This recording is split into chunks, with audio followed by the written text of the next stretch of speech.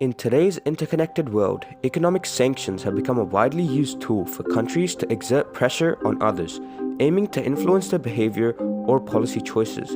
But the question remains, do economic sanctions actually work?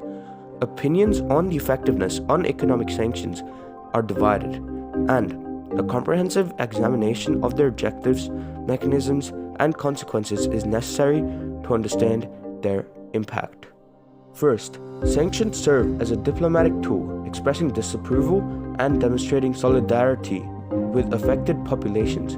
By imposing economic costs on target countries, they aim to pressure governments to change their policies or behavior. Advocates also contend that sanctions can disrupt the targeted country's economy. By restricting access to international markets and financial systems, sanctions can hinder the government's ability to fund military activities or support objectionable practices such as human rights abuses or nuclear proliferation. The economic strain created by sanctions is believed to force the government to reconsider its policies.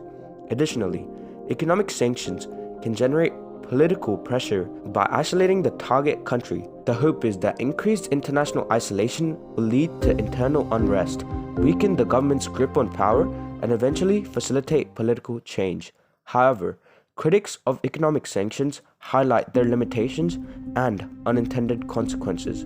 One common criticism is that sanctions often result in economic hardships, primarily affecting ordinary citizens rather than the intended targets. Restricted trade and financial transactions can lead to job losses, scarcity of essential goods, and increased poverty rates.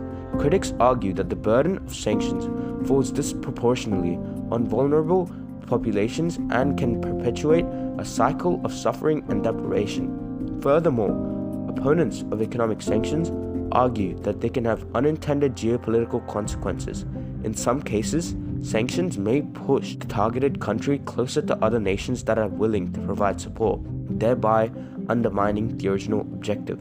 Additionally, governments may exploit sanctions as a rallying point, blaming external forces for their country's problems and further suppressing dissent. Another challenge is that economic sanctions can create black markets and illicit trade.